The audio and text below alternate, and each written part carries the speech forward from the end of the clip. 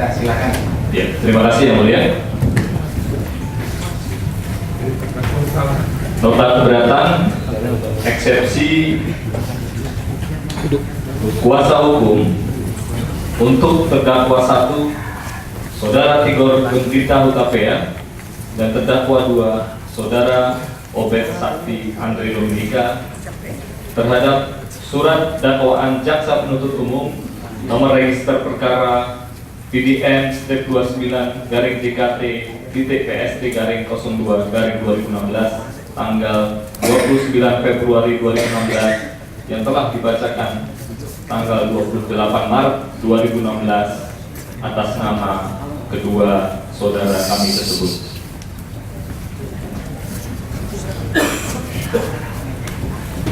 Yang kami hormati Majelis Hakim, dalam perkara ini kami akan menyampaikan nota eksepsi yang berjudul menolak pembungkaman, eksepsi perlawanan, kriminalisasi advokat dan pekerja bantuan hukum.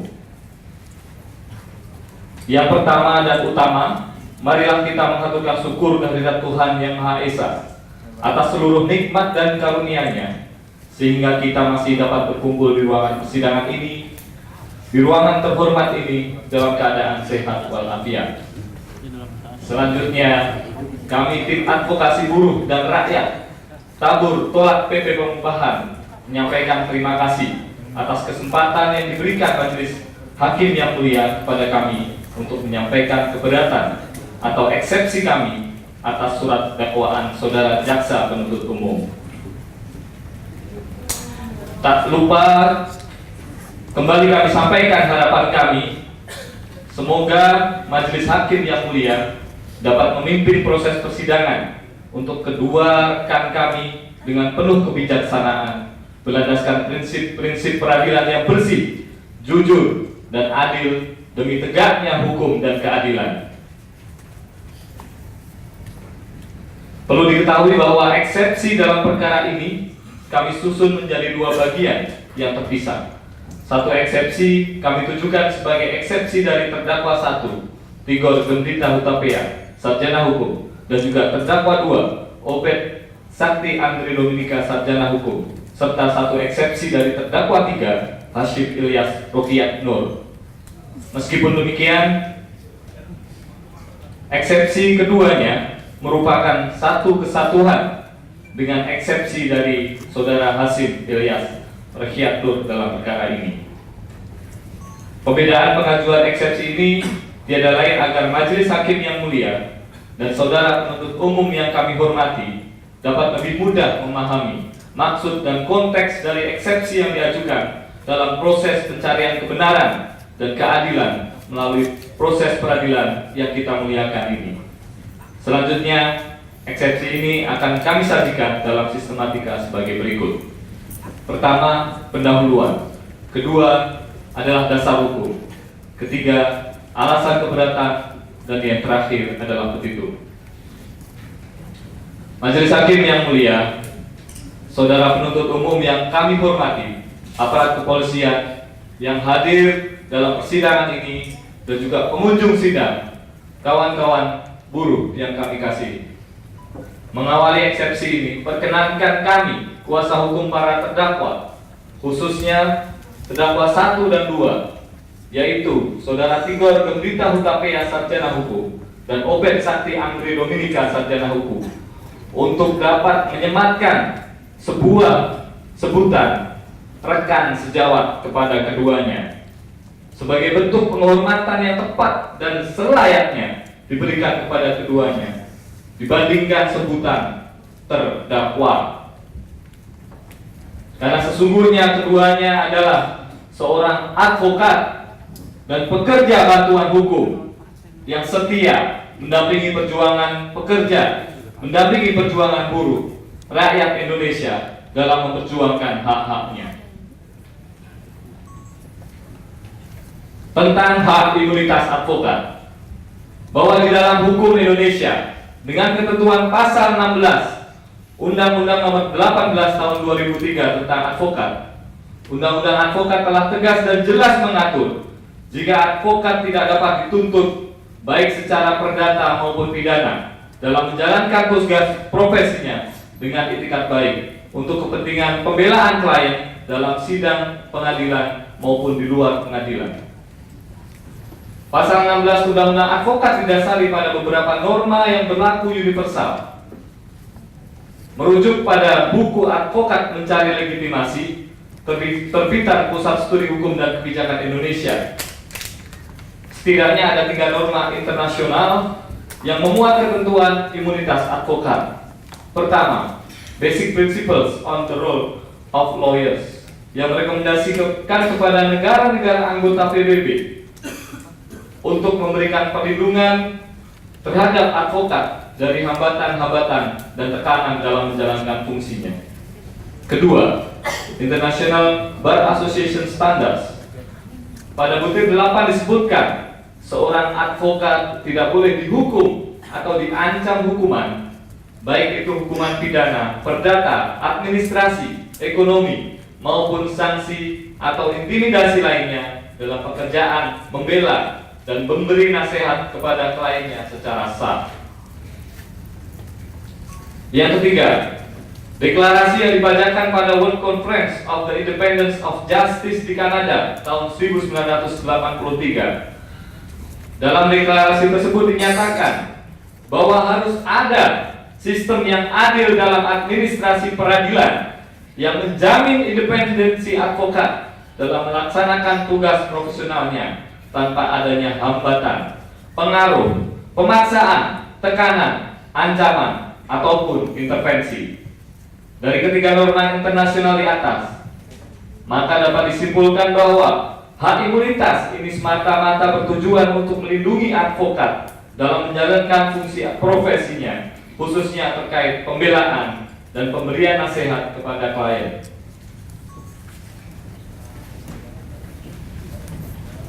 Dan sebagai pengingat, pertimbangan Mahkamah Konstitusi dalam putusannya pada perkara nomor 88-PUU-X-2012 halaman 154 yang menyatakan bahwa menurut Mahkamah yang menjadi subjek yang dapat jaminan perlindungan hukum dengan hak imunitas dalam menjalankan tugasnya memberi bantuan hukum dalam Undang-Undang Bantuan Hukum ditujukan baik kepada pemberi bantuan hukum yang berprofesi sebagai advokat maupun bukan advokat, yakni yang berada dalam lembaga bantuan hukum atau organisasi kemasyarakatan yang memberi layanan bantuan hukum.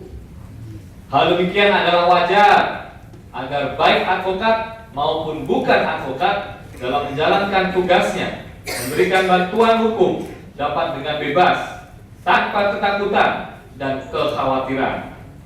Berdasarkan uraian tersebut di atas, maka bagi kami sebutan terdakwa kepada kedua rekan sejawat kami adalah bentuk penghinaan dan pelecehan terhadap advokat dan pekerja bantuan hukum yang sedang menjalankan tugas dan kewajibannya sebagaimana mestinya berdasarkan Undang-Undang Advokat dan Undang-Undang Bantuan Hukum.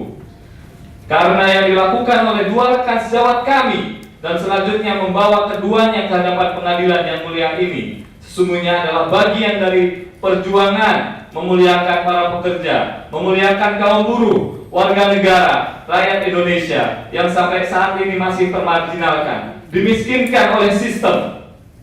Salah satu bentuknya adalah politik upah murah untuk para pekerja.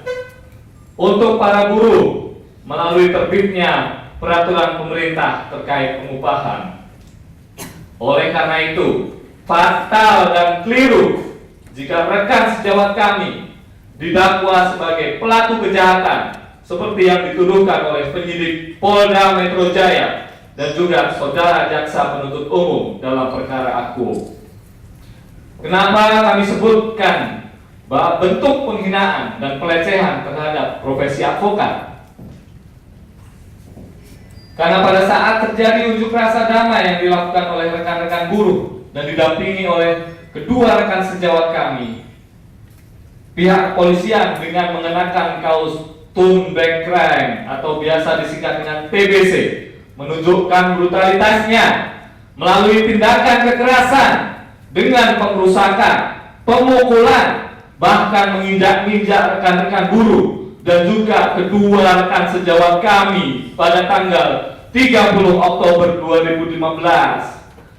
Anehnya, meskipun yang menjadi korban tidak pidana atas nama kekuasaan kepolisian sesungguhnya adalah rekan-rekan buruh dan kedua rekan sejawat kami, namun justru yang diadili dengan dakwaan melawan petugas atas laporan Kombes Pol Hendro Pandowo selaku Kapolres Jakarta Pusat adalah rekan-rekan kami. Perlu diketahui bahwa penyidikan terhadap perkara ini terjadi pada saat Irjen Pol Tito Karnavian masih menjabat sebagai Kapolda Metro Jaya dan Kombes Pol Krisnamurti selaku Direktur Kriminal Umum Polda Metro Jaya yang kerap kali mempromosikan kaos berkerah dengan tulisan Turn Back Crime yang mereka gunakan untuk melakukan tindak kekerasan, tindak brutalitas selama ini. Dan tanpa nama dan juga tanpa identitas mereka sebagai polisi. Patut diduga pihak kepolisian melalui ketiganya telah menggunakan kewenangannya untuk membungkam ikhtiar perjuangan rakyat sebagai gerakan sosial untuk memperoleh kesejahteraan melalui pengupahan yang layak bagi kemanusiaan. Bersama dengan itu, patut pula dicurigai ada kepentingan pihak lain yang memiliki kuasa dan kekuatan besar berupaya untuk mengkriminalkan para buruh, termasuk untuk memaksakan pasal pemidanaan kepada kedua rekan sejawat kami. Padahal kedua rekan sejawat kami, Tigor Kemdita Hutapea Sarjana Hukum dan Obed Sakti Andre Dominika Sarjana Hukum adalah advokat publik, pemberi bantuan hukum dari Lembaga Bantuan Hukum Jakarta yang selama ini konsisten mendampingi kaum pekerja, kaum buruh sebagai kaum tertindas dan termarginalkan karena mungkin telah mengusik dan mengganggu rezim yang berkuasa saat ini. Majelis Hakim yang mulia, saudara penuntut umum yang kami hormati, aparat kepolisian yang hadir dalam persidangan ini, dan juga kawan-kawan buruh pengunjung sidang yang kami hormati. Perlu kami sampaikan bahwa awal mula penangkapan adanya aksi unjuk rasa damai buruh atau pekerja pada tanggal 30 Oktober 2015 di depan Istana Negara terkait dengan terbitnya Peraturan Pemerintah Nomor 78 Tahun 2015 tentang pengupahan. Aksi tersebut muncul akibat terbitnya PP pengupahan secara faktual akan menyebabkan ketidakadilan terhadap kaum pekerja dan pada akhirnya menimbulkan kesengsaraan bagi kaum pekerja. Pernyataan aku bukanlah tanpa alasan.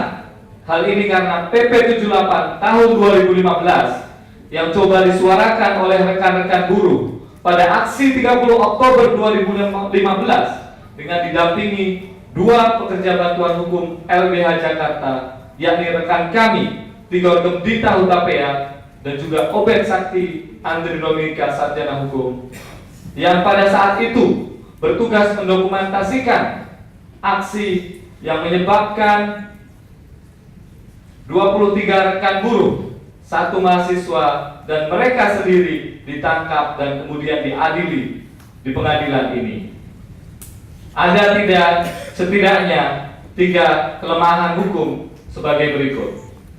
Pertama, PP 78 tahun 2015 tentang pengupahan tidak sesuai dengan Undang-Undang Nomor 13 tahun 2003, khususnya pasal 89 ayat 3, di mana besaran kenaikan upah minimum menurut Undang-Undang Akuo adalah berdasarkan komponen hidup layak. Tetapi dengan PP 78 tahun 2015, kenaikan didasarkan pada inflasi dan juga presentasi pertumbuhan ekonomi ANSI. Kedua, dalam PP 78 tahun 2015 terdapat ketidakjelasan atau kekosongan hukum Dalam pasal 43 ayat 1 tertulis bahwa penetapan upah minimum dilakukan setiap tahun berdasarkan kebutuhan hidup layak dan dengan memperhatikan produktivitas dan pertumbuhan ekonomi. Dengan kata lain, komponen dalam penetapan peningkatan upah minimum dilihat dari dua aspek, yaitu kebutuhan hidup layak dari buruh atau pekerja dan kondisi ekonomi nasional. Perhitungan pemerintah tentang kondisi ekonomi nasional tercermin dalam formulasi sebagaimana tertuang pada pasal 44 ayat 2 PP 78 tahun 2015, yaitu UMN sama dengan UMT plus UMT kali inflasi plus persentase dari PDBT. Dari formula tersebut akan dihasilkan suatu angka pasti kenaikan upah tiap tahunnya, yang mana angka tersebut adalah angka yang harus dikeluarkan oleh pengusaha untuk membayar pekerjanya setiap tahun.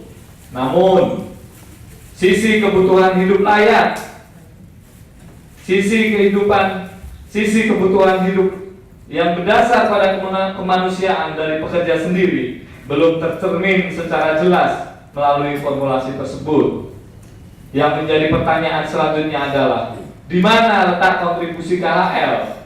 Di mana letak kontribusi kebutuhan hidup layak dalam perhitungan upah minimum menurut formula tersebut? Ketiga, dikarenakan masih ada kekosongan hukum yang dapat menimbulkan efek domino keadilan terhadap pekerja atau buruh. Salah satu efeknya di keadilan adalah di bagian inflasi. Faktor produktivitas dan pertumbuhan ekonomi yang dipakai dalam formula adalah dari nasional dan bukan regional. Sementara kebutuhan pokok di tiap daerah itu tidak semuanya sama dan banyak yang berbeda jauh dari data nasional. Apa pentingnya hal ini kami kemukakan? Sesungguhnya, ketika rekan sejawat kami mendampingi buruh yang menolak PP pengupahan, mereka sedang mendampingi buruh untuk tetap sejahtera sesuai tujuan kemanusiaan dan keadilan sosial sebagaimana dijamin Konstitusi Undang-Undang Dasar 1945 dan peraturan perundang-undangan lainnya. Ketika rekan sejawat kami, Tigor Gembrita Hutapea, sarjana hukum, dan Obed Sakti Andre Dominika, sarjana hukum, mendampingi buruh menolak PP pengupahan, sesungguhnya mereka sedang mendampingi pekerja yang saat ini dan di masa depan yang mungkin saja adalah anak, saudara, dan cucu Anda semuanya. Maka kriminalisasi terhadap rekan sejawat kami, Tigor Gembrita Hutapea dan Obed Sakti Andre Dominika, sesungguhnya adalah bentuk perlawanan dan bentuk pembungkaman terhadap mereka semua yang ingin berjuang mendapatkan hak hidup sejahtera sesuai mandat konstitusi dan peraturan perundang-undangan lainnya. Selanjutnya akan dibacakan oleh rekan kami.